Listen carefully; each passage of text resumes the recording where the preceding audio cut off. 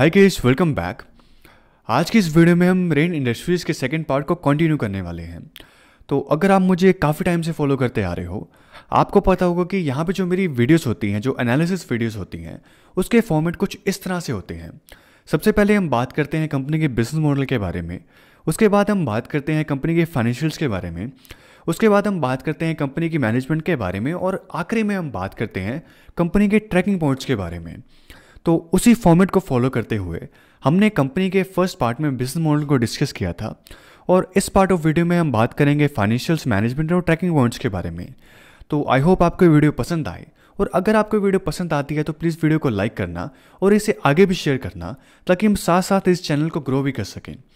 और आप इस वीडियो की स्पीड अपने अकॉर्डिंग सेट कर सकते हैं, क्योंकि मुझे काफ़ी स्लो बोलना पसंद है। तो विदाउट एनी डिले इस वीडियो को शुरू करते हैं। तो सबसे पहले हम बात कर लेते हैं इस कंपनी के फाइनेंशियल स्टेटमेंट्स के बारे में। तो अगर हम सबसे पहले बात करें प्रॉफिट एंड लॉस स्टेटमेंट के बारे में, तो हम काफ़ी सारे एलिमेंट्स को तो फर्स्ट पार्ट में ऑलरेडी डिस्कस कर चुके हैं। बट अगर हम कंपनी की टॉप एंड बॉटम लाइन का एक छोटा सा ओवरव्यू लें, तो यहाँ पे हमने डिस्कस किया था कि कंपनी किस तरह से सिक्लिकलिटी शो करती है। यहाँ पे हम देख सकते हैं कि कंपनी सिक्लिकल बिहेवियर शो करती है, और इसके बारे में हमने डिटेल में फर्स्ट पार्ट में डिस्कस किया था कि कंपनी यहाँ पे सिक्लिकल एलिमेंट क्यों शो करती है। उसके बाद अगर हम बात करें कंपनी की टेक साइड के बारे में, तो यहाँ पे जैसे कि हमें पता है कि कंपनी का जो बिजनेसेस हैं, कंपनी के बिजनेसेस काफ़ी सारी कंट्रीज़ में फैले हुए हैं, और इसी वजह से यहाँ पे हर कंट्री का जो टैक्स लॉ होता है वो अलग होता है। और इसी वजह से यहाँ पे जो कंपनी टैक्स पे करती है वो काफ़ी डिफ्रेंशिएट होता है, क्योंकि कंपनी के जो टैक्स लॉ है वो डिफ्रेंशिएट होता है। इसी वजह से यहाँ पे अगर हम ओवर द पास्ट 10 ईयर्स देखें, कंपनी का जो टैक्स पे आउट है वो 28 to 38% के बीच में रहा है। वो कोई भी एक स्टेबल नहीं है, इसलिए यहाँ पे फ्लक्चुएटिंग टैक्स पे आउट रहा है। बट यहाँ पे काफ़ी सारे एक्सेप्शनल केसेस भी थे, जैसे कि यहाँ पे 2013 में इनका जो टैक्स पे आउट था वो काफ़ी ज़्यादा कम हो गया था। 2014 में तो ये नेगेटिव में ही चला गया था, और इसके पीछे के रीजंस ये थे कि यहाँ पे इन्होंने एक रुतकश नाम की कंपनी को एक्वायर किया था। उसके बाद अगर हम बात करें 2017 के बारे में, तो यहाँ पे 2017 में मैनेजमेंट ने बताया था कि यहाँ पे यूएसए और बेल्जियम के अंदर टैक्स रेट डिक्लाइन हुए हैं, और इसी वजह से यहाँ पे जो टैक्स पे आउट है वो भी डिक्लाइन हुआ था। साथ ही साथ यहाँ पे इंडिया के अंदर एक सेक्शन 80C होता है। जो लोग टैक्स पढ़ते होंगे उन्हें इसके बारे में काफ़ी पता होगा। तो सेक्शन 80C के अंदर हम लोन्स या फिर बोरिंग्स पे हम टैक्स डिडक्शन ले सकते हैं। तो इसी तरह से यहाँ पे कंपनी ने यूएसए और यूरोप के अंदर उस टाइम पे अपने डेट को ऑप्टिमाइज़ किया था। उसके ऊपर इन्होंने 3% की टैक्स डिडक्शन ली थी, और इसी वजह से यहाँ पे हम देख सकते हैं कि 2017 में जो इनका टैक्स पे आउट रहा है वो इतना कम रहा है। उसके बाद अगर हम बात करें 2019 के बारे में, तो 2019 में तो यहाँ पे इंडियन की गवर्नमेंट ने ही कॉर्पोरेट टैक्स के ऊपर डिडक्शन दी थी, जिसकी वजह से यहाँ पे जो इनका टैक्स पे आउट रहा है वो 22% का रहा है। चलिए अब हम बात कर लेते हैं इस कंपनी की बैलेंस शीट के बारे में। तो सबसे पहले अगर हम बात करें कंपनी की डेट साइड के बारे में, तो ओवर द ईयर्स अगर हम कंपनी के डेट को देखें, यहाँ पे हम देख सकते हैं कंपनी का जो ओवर द ईयर्स डेट रहा है वो कंटिन्यूसली इंक्रीज होते रहा है, और यहाँ पे दिसंबर 2020 में कुछ 8800 करोड़ का था। अब यहाँ पे हम समझने की कोशिश करते हैं कि कंपनी का जो डेट है वो कंटिन्यूसली क्यों इंक्रीज हो रहा है। तो इस चीज़ को समझने के लिए यहाँ पे हमें कंपनी के नेट फिक्स एसेट टर्नओवर को देखना पड़ेगा। सबसे पहले हम समझते हैं कि ये नेट फिक्स एसेट टर्नओवर है क्या। तो नेट फिक्स एसेट टर्नओवर मतलब कि अगर हम अपनी फिक्स एसेट्स पे इन्वेस्टमेंट करते हैं, उसको यूज़ करके हम कितनी सेल्स जनरेट कर पा रहे हैं। तो फॉर एग्जांपल अगर हम अपने नेट फिक्स एसेट पर 1 रुपीज़ इन्वेस्ट करते हैं, उसको यूज़ करके हम कितनी रुपीज़ की सेल्स जनरेट कर पा रहे हैं। तो यहाँ पे अगर हम कंपनी के over the years asset turnover की बात करें, तो कंपनी का जो एसेट टर्नओवर रहा है वो कुछ 1.1 to 1.6% के बीच में रहा है। मतलब कि कंपनी के फिक्स एसेट्स पे अगर हम 1 रुपीज़ स्पेंड करते हैं, 1 रुपीज़ इन्वेस्ट करते हैं, उसके ऊपर हम 1.1 to लेकर 1.6 रुपीज़ की सेल्स जनरेट कर सकते हैं, जो कि एक मैन्युफैक्चरिंग कंपनी के लिए काफ़ी ज़्यादा कम है। और ये चीज़ हमें बताती है कि ये एक कैपिटल इंटेंसिव बिजनेस है। मतलब कि इस तरह के बिजनेसेस को या फिर इस तरह की कंपनी को ग्रो करने के लिए हमें ह्यूज अमाउंट ऑफ कैपिटल चाहिए होता है। अब यहाँ पे क्वेश्चन आ जाता है कि क्या कंपनी उस कैपिटल को खुद से जनरेट कर पा रही है। तो इस चीज़ को समझने के लिए यहाँ पे हम कंपनी के नेट प्रॉफिट मार्जिन्स को देखते हैं। तो ओवर द पास्ट ईयर्स अगर हम कंपनी के नेट प्रॉफिट मार्जिन्स को देखें, वो कुछ 3 to 4% के बीच में रहा है। तो यहाँ से हमें समझ आ रहा है कि एक तो बिजनेस कैपिटल इंटेंसिव बिजनेस है, साथ ही साथ यहाँ पे कंपनी अपनी एसेट्स पे लो रिटर्न्स कमा रही है। तो इस तरह के बिजनेस में जहाँ पे हमें huge amount of incremental investment चाहिए होती है, साथ ही साथ यहाँ पे जो बिजनेसेस हैं वो लो प्रॉफिटेबिलिटी कमा रही होती है। इस तरह के बिजनेसेस को ग्रो करने के लिए, इस तरह की कंपनीज को कंटिन्यूसली ग्रो करने के लिए हमें डेट रेज करना पड़ता है, कंटिन्यूसली डेट रेज करना पड़ता है। और यही रीज़न है कि यहाँ पे रेन इंडस्ट्रीज़ भी कंटिन्यूसली डेट रेज करते आ रही है, कंटिन्यूसली कंपनी का जो डेट है वो इंक्रीज होते आ रहा है। बट इसी के साथ साथ यहाँ पे एक और इम्पॉर्टेंट पॉइंटर है। तो जैसे कि हमने फर्स्ट पार्ट में डिस्कस किया था कि कंपनी यहाँ पे सिक्लिकल बिहेवियर शो करती है, और मैं आपको अगेन रिकमेंड करता हूँ, अगर आपने फर्स्ट पार्ट नहीं देखा आप उसे जाके पहले देखो, क्योंकि आप बिना कॉन्टेक्स्ट की इस चीज़ को समझ ही नहीं पाओगे। और ये चीज़ मैं अपने सेशंस में भी काफ़ी बार कहता हूँ कि every valuation is backed by a financial, and every financial is backed by a story, and every story is backed by A business. तो अगर आप बिजनेस एलिमेंट को ही मिस आउट कर देते हो, अगर आप फर्स्ट एलिमेंट को ही मिस आउट कर देते हो, तो क्या ही आप फाइनेंशियल समझोगे और क्या ही आप वैल्यूएशन समझोगे। तो coming back to the point, हम बात कर रहे थे सिक्लिकल पॉइंट के बारे में।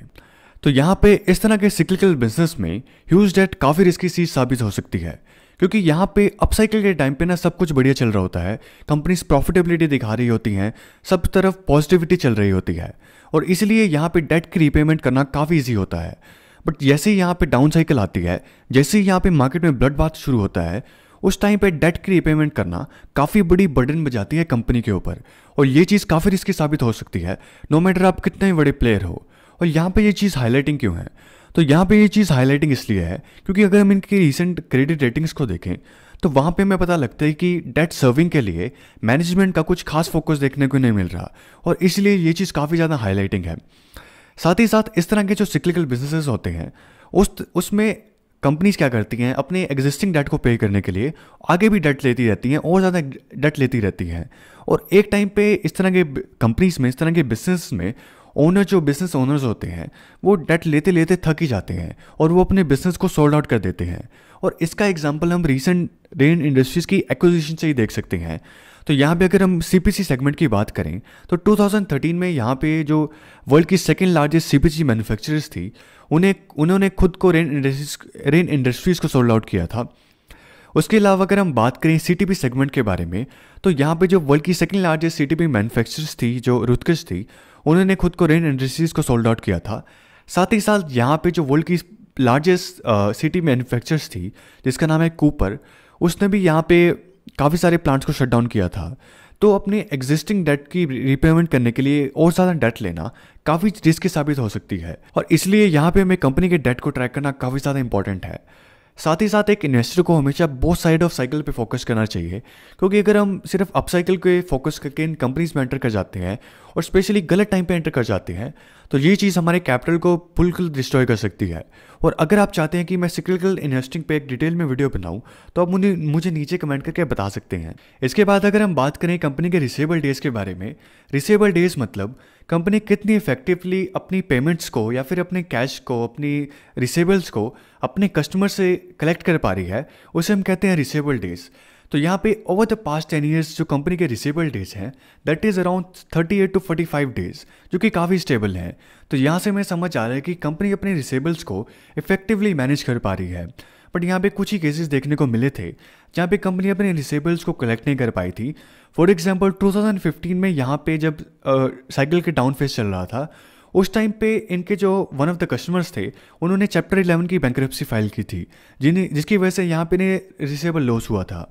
उसके बाद अगर हम बात करें 2018 के बारे में, उस टाइम पे इन्हें लग रहा था कि यहाँ पे इन्हें रिसीवेबल लॉस हो सकता है, इसलिए यहाँ पे इन्होंने 78 करोड़ की प्रोविजनिंग फाइल की थी, जो कि हम यहाँ पे कंपनी की 2018 की बैलेंस शीट पे देख सकते हैं।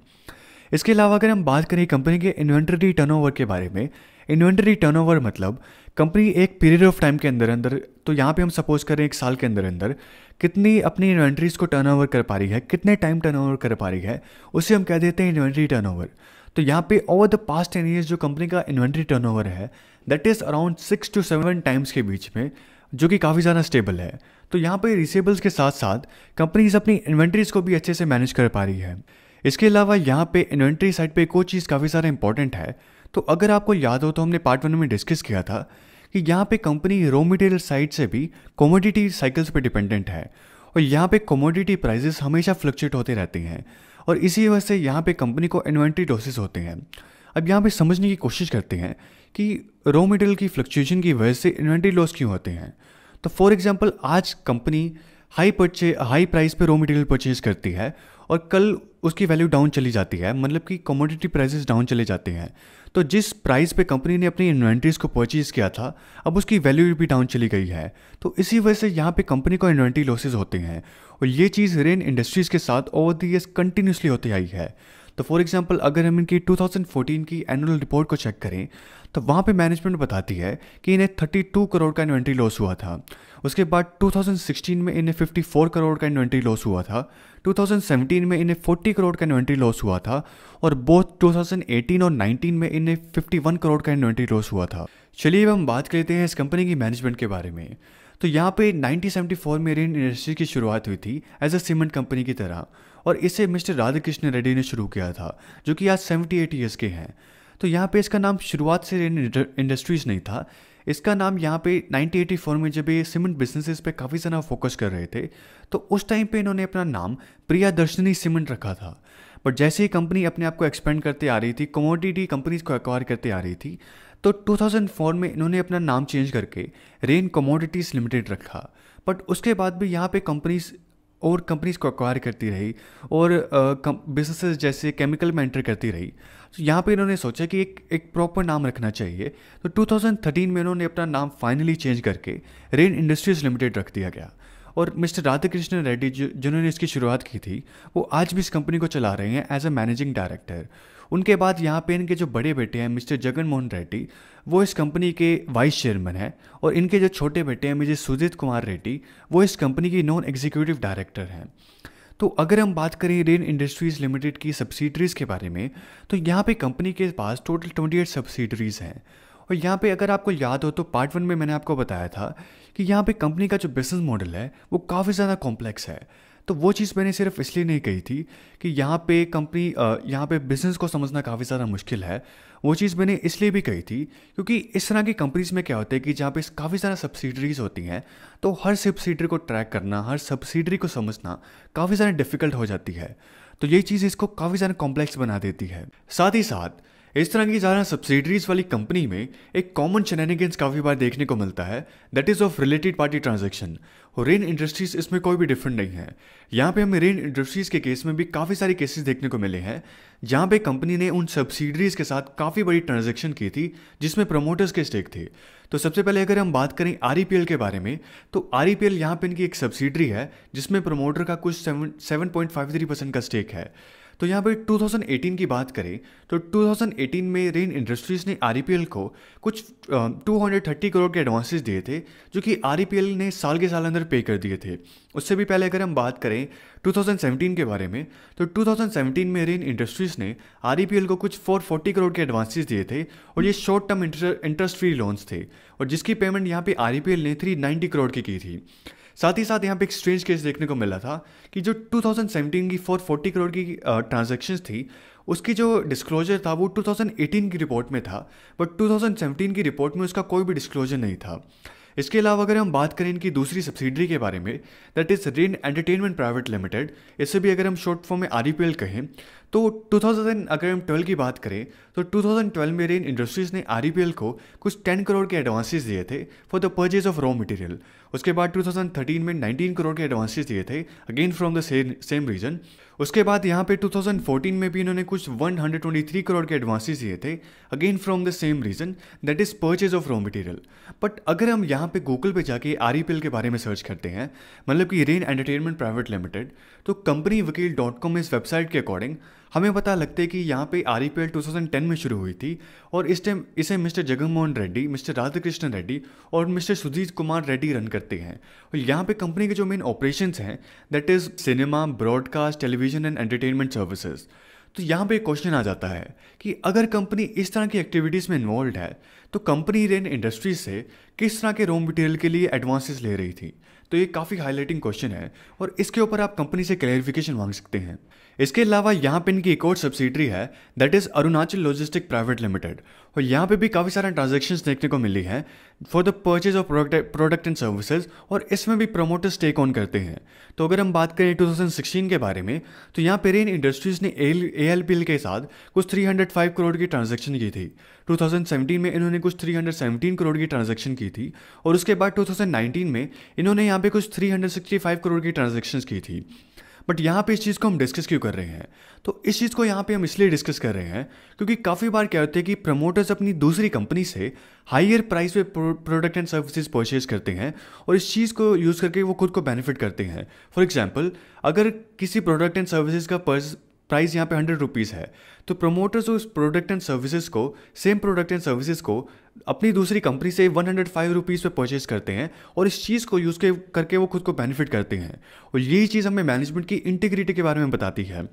इसके अलावा यहाँ पे एक और चीज़ देखने को मिलती है, तो जैसे कि हमने REPL के केस में डिस्कस किया था कि प्रीवियस ईयर की जो ट्रांजैक्शंस थी, जो 2017 की ट्रांजैक्शंस थी, वो 2018 की रिपोर्ट में प्रेजेंट थी, बट 2017 की रिपोर्ट में उसका कोई भी डिस्क्लोजर नहीं था। उसी तरह से यहाँ पे जो 2016 की जो ट्रांजैक्शंस थी, उसका डिस्क्लोजर 2017 की रिपोर्ट में था, बट 2016 की रिपोर्ट में उसका कोई भी डिस्क्लोजर नहीं था।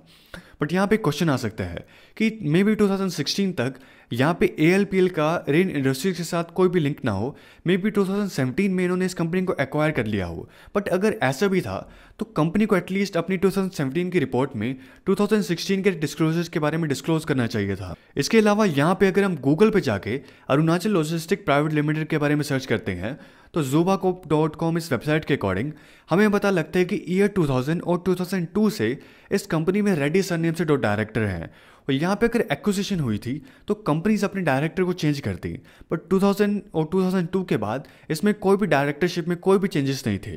तो इस चीज़ पे हम कंपनी से क्लैरिफिकेशन मांग सकते हैं। साथ ही साथ हम इस चीज़ पे भी क्लैरिफिकेशन मांग सकते हैं कि जो प्रीवियस ईयर के जो डिस्क्लोजर्स थे वो नेक्स्ट ईयर एनुअल रिपोर्ट में प्रेजेंट क्यों थे, वो उसी ईयर की एनुअल रिपोर्ट में प्रेजेंट क्यों नहीं थे? क्योंकि अगर ऐसा ही हो तो कंपनी के डेटा पे ट्रस्ट करना एक इन्वेस्टर के लिए काफ़ी मुश्किल हो जाता है।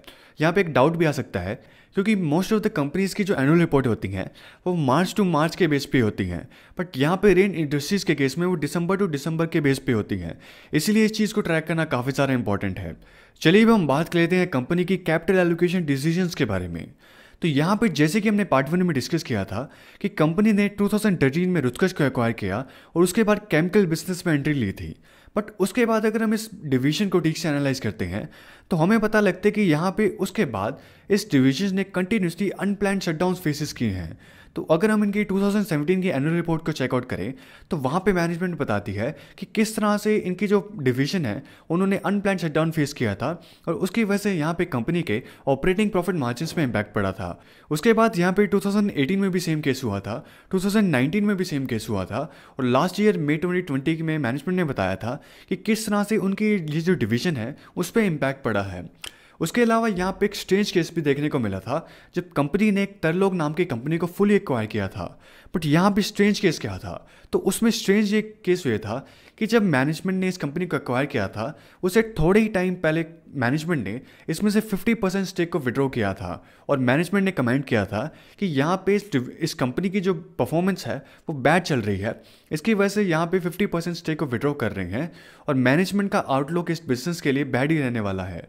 बट सडनली उसी कंपनी को फुली एक्वायर करना, जिसके बारे में आप इस तरह की स्टेटमेंट पास कर रहे हो, तो ये चीज़ मैनेजमेंट की कैपिटल एलोकेशन डिसीजंस पे एक छोटा सा क्वेश्चन क्रिएट कर सकती है, और इस चीज़ को भी ट्रैक करना काफ़ी इंपॉर्टेंट है।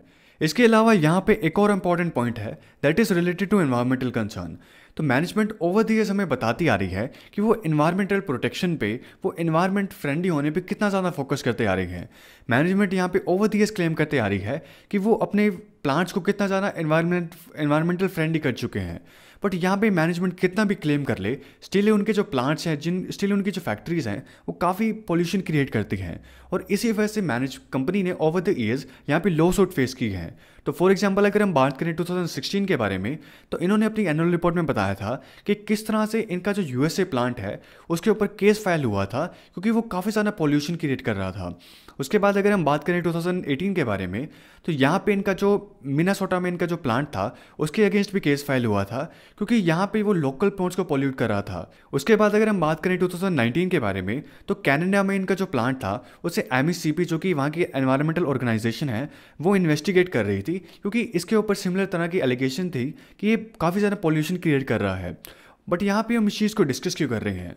तो यहाँ पे ये चीज़ इसलिए इंपॉर्टेंट है क्योंकि अगर आपने मेरी ग्रेफाइट इंडिया वाली वीडियो देखी होगी तो वहाँ पे मैंने आपको बताया था कि किस तरह से एनवायरमेंटल कंसर्न की वजह से अथॉरिटीज़ ने ग्रेफाइट इंडिया के बेंगलुरु प्लांट को बंद करा दिया था। सिमिलरली अगर हम बात करें वेदांता के बारे में, तो 2018 की बात है जब वेदांता का जो कॉपर प्लांट था तमिलनाडु के अंदर उसे भी अथॉरिटीज़ ने बंद करा दिया था क्योंकि वहाँ के जो लोकल पीपल थे वो उसके अगेंस्ट प्रोटेस्ट कर रहे थे क्योंकि वो काफ़ी ज़्यादा पॉल्यूशन क्रिएट कर रहा था। हालांकि रिसेंटली न्यूज़ आई है कि शायद दोबारा ओपन हो सकता है, बट उस टाइम पे जो वो प्रोटेस्ट थी वो इतनी ज़्यादा वॉयलेंट हो गई थी कि पुलिस को ओपन फायर कर दी थी और उसमें 13 लोगों ने अपनी जान गंवा दी थी। तो इसलिए ये चीज़ काफ़ी ज़्यादा इंपॉर्टेंट है और इस चीज़ को ट्रैक करना काफ़ी ज़्यादा इंपॉर्टेंट है। और ये चीज़ ऐसे नहीं है कि रेन इंडस्ट्रीज़ ने खुद फेस नहीं की, रेन इंडस्ट्रीज़ ने भी ओवर द ईयर्स काफ़ी सारे प्लांट्स को शट डाउन हुआ है।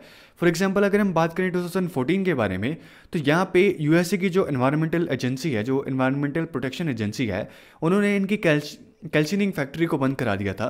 उसके बाद अगर हम बात करें 2015 के बारे में, तो यहाँ पे इनकी चाइना फैक्ट्री को बंद करा दिया था। और रिसेंटली जो इंडिया के अंदर पेटकोक बैन हुआ है जिसके बारे में हम फर्स्ट पार्ट में डिस्कस कर चुके हैं। तो इस तरह से ये चीज़ काफ़ी ज़्यादा इंपॉर्टेंट है और इस चीज़ को ट्रैक करना काफ़ी ज़्यादा इंपॉर्टेंट है। साथ ही साथ यहाँ पे 2015 में एनवायरमेंटल से रिलेटेड ये केस देखने को मिला था। तो यहाँ पे यूएसए के अंदर इनके जो वेस्ट हीट रिकवरी के जो वन ऑफ द डायरेक्टर्स थे उन्होंने इनके ऊपर केस फाइल किया था और वो क्लेम कर रहे थे कि यहाँ पे रेन इंडस्ट्रीज़ उनकी ड्यूज पे नहीं कर रही। और यहाँ पे जब ये जो केस था वो कोर्ट में पहुँचा तो उस कॉन्ट्रैक्टर को ये केस जीत गया और यहाँ पे रेन इंडस्ट्रीज़ को एज अ सेटलमेंट 42 करोड़ पे करने पड़े। उसके बाद हालांकि इस चीज़ को अगर हम ट्रैक करें तो उसके बाद ऐसा कुछ केस दोबारा देखने को नहीं मिला, बट इस चीज़ को ट्रैक करना काफ़ी इंपॉर्टेंट है क्योंकि अगर ये चीज़ दोबारा देखने को मिलती है तो ये चीज़ कॉन्ट्रैक्टर्स में रेन इंडस्ट्रीज़ की रेपुटेशन को ख़राब कर सकती है। तो इस चीज़ को भी ट्रैक करना इंपॉर्टेंट है। चलिए अब हम बात कर लेते हैं इस कंपनी की शेयर होल्डिंग पैटर्न के बारे में। तो यहाँ पे सबसे पहले अगर हम बात करें कंपनी की प्रमोटर्स होल्डिंग के बारे में, तो यहाँ पे जो कंपनी की प्रमोटर्स होल्डिंग है दैट इज़ अराउंड 41.14% की, जो कि पिछले 10 क्वार्टर्स में स्लाइटली इंक्रीज हुई है। उसके अलावा यहाँ पे अगर हम बात करें इंस्टीट्यूशनल होल्डिंग्स के बारे में, तो यहाँ पे पिछले साल क्वार्टर्स से जो FII और DIIs की होल्डिंग्स थी यहाँ पे वो डिक्रीज हुई है। उसके बाद अगर हम बात करें यहाँ पे पब्लिक शेयर होल्डिंग के बारे में, तो यहाँ पे जो पब्लिक की शेयर होल्डिंग है दैट इज़ अराउंड 46.32% की, जो कि अगेन पिछले 10 क्वार्टर्स में इंक्रीज हुई है। बट यहाँ पे अगर हम पब्लिक शेयर होल्डिंग को थोड़ा डिटेल में देखते हैं तो हमें पता लगता है कि यहाँ पे डोली खन्ना जो कि काफ़ी फेमस इन्वेस्टर हैं उन्होंने इस कंपनी में इन्वेस्ट कर रखा है। तो काफ़ी बार क्या होता है कि हम एज अ इन्वेस्टर बिना किसी एनालिसिस के सिर्फ इसी रीज़न की वजह से कंपनी में इन्वेस्ट कर बैठते हैं जिसमें एक फेमस इन्वेस्टर ने इन्वेस्ट कर रखा होता है और ये चीज़ हमारे लिए काफ़ी रिस्की साबित हो सकती है। तो एज ए इन्वेस्टर हमें ये चीज़ बिल्कुल नहीं करनी चाहिए। हमें उन्हीं कंपनीज़ में इन्वेस्ट करना चाहिए जो कि हमारी पर्सनल स्टाइल ऑफ इन्वेस्टिंग या फिर पर्सनल स्टाइल ऑफ पोर्टफोलियो में फिट बैठती हैं। और ये चीज़ मैं सिर्फ रेन इंडस्ट्रीज़ के कॉन्टेक्स्ट में नहीं बोल रहा क्योंकि यहाँ पे हम कभी भी बाय और सेल की रिकमेंडेशन नहीं देते। यहाँ पे मैं ये जनरल कॉन्टेक्स्ट में बात कर रहा हूँ और इसके ऊपर तो चार्ली मंगर भी कहते हैं कि हमें अपनी स्ट्रैटेजीज़ को खुद के स्किल के बेस पे, खुद के टैलेंट के बेस पे अडॉप्ट करना चाहिए। कोई एक ऐसा स्टाइल या फिर कोई एक ऐसी स्ट्रैटेजी नहीं है जो कि हर किसी के इन्वेस्टमेंट स्टाइल पे फिट बैठ जाए। चलिए अब हम बात कर लेते हैं इस वीडियो की लास्ट सेगमेंट के बारे में, दैट इज ट्रैकिंग पॉइंट्स। मतलब कि वो कौन से पॉइंटर्स हैं, वो कौन सी चीज़ें हैं जो कि आप इस कंपनी में ट्रैक कर सकते हैं। तो यहाँ पे सबसे पहले जैसे कि पीटर लिंच कहते हैं that is the fact that cyclical game is the game of anticipation makes it very hard to make money in this bucket. It is perilous to invest in a cyclical business without having a good knowledge of a business. तो यहाँ पे cyclical element को ध्यान में रखना काफ़ी सारा important है। उसके बाद यहाँ पे अगर हम बात करें CP सेगमेंट के बारे में, तो यहाँ पे अगर कंपनी सुप्रीम कोर्ट में दोबारा कोई पिटीशन फाइल करती है तो इस चीज़ को ट्रैक करना काफ़ी सारा इंपॉर्टेंट है। साथ ही साथ यहाँ पे जो ACB की प्रोडक्शन चल रही है, उसकी डेवलपमेंट चल रही है, उस चीज़ को ट्रैक करना काफ़ी इंपॉर्टेंट है और उससे जो हमारे पास रिजल्ट्स आने वाले हैं इस चीज़ को भी हम ट्रैक कर सकते हैं। उसके बाद अगर हम बात करें CTB सेगमेंट के बारे में, तो यहाँ पे इंडस्ट्री के अंदर जो इंडस्ट्रियल डायनामिक्स चेंज हो रहे हैं उसके साथ कंपनी किस तरह से डील कर रही है, तो इस चीज़ को भी ट्रैक करना काफ़ी इंपॉर्टेंट है। उसके बाद अब अगर हम यहाँ पे बात करें एडवांस मटेरियल सेगमेंट के बारे में, तो यहाँ पे रेसिन्स कैटेगरी में कंपनी कौन से न्यू प्रोडक्ट्स को इंट्रोड्यूस कर रही है, साथ ही साथ यहाँ पे जैसे कि रिसेंटली अपनी प्रोडक्शन कैपेसिटी को एक्सपेंड कर रहे थे, तो वो किस तरह से चल रही है, इस चीज़ को ट्रैक करना काफ़ी इंपॉर्टेंट है। उसके बाद अगर हम बात करें इंजीनियरिंग प्रोडक्ट्स के बारे में, इंजीनियरिंग कैटेगरी के बारे में, तो यहाँ पे पेट्रोल्स जो कि इलेक्ट्रिक व्हीकल्स में यूज़ होते हैं, उसकी सप्लाई मैनेजमेंट किस तरह से चल रही है, साथ ही साथ उसके लिए कंपनी क्या इन्वेस्टमेंट्स कर रही है, तो इस चीज़ को भी हम ट्रैक कर सकते हैं। उसके बाद अगर हम बात करें सीमेंट सेगमेंट के बारे में, तो यहाँ पे प्रोडक्शन कैटेगरीज की मैनेजमेंट किस तरह से हो रही है, इस चीज़ को हम ट्रैक कर सकते हैं। उसके बाद अगर हम बात करें फाइनेंशियल स्टेटमेंट्स के बारे में, तो यहाँ पे सबसे इंपॉर्टेंट जो पार्ट है दैट इज़ डेट मैनेजमेंट। तो यहाँ पे कंपनी की डेट सर्विंग के ऊपर, डेट मैनेजमेंट के ऊपर जो मैनेजमेंट का क्या फोकस देखने को मिल रहा है, मैनेजमेंट किस तरह का सपोर्ट दिखा रही है, हम इस चीज़ को ट्रैक कर सकते हैं। उसके बाद हम कंपनी की इन्वेंट्री लॉसेस को, इन्वेंट्री मैनेजमेंट को ट्राई कर सकते हैं। उसके बाद अगर हम बात करें यहाँ पे मैनेजमेंट एनालिसिस के बारे में, तो यहाँ पे कंपनी की सब्सिडरीज के साथ ट्रांजैक्शन है उसके ऊपर हम कंपनी से क्लैरिफिकेशन मांग सकते हैं। साथ ही साथ यहाँ पे हम एनुअल रिपोर्ट के डिस्क्लोजर्स के ऊपर कंपनी से क्लैरिफिकेशन मांग सकते हैं। और फाइनली यहाँ पे हम इन्वायरमेंटल कंसर्न्स को ट्रैक करना काफ़ी सारा इंपॉर्टेंट है। और इसी के साथ हम इस एनालिसिस को एंड करते हैं। तो बस आज के लिए सिर्फ इतना ही।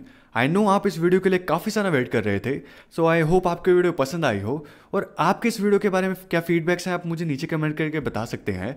साथ ही साथ यहाँ पे मैं पर्सनल फाइनेंस और फाइनेंस के अदर एस्पेक्ट्स के बारे में भी वीडियो बनाने की प्लानिंग कर रहा हूँ, तो आपके उसके बारे में क्या फीडबैक्स हैं आप वो भी मुझे नीचे कमेंट करके बता सकते हैं।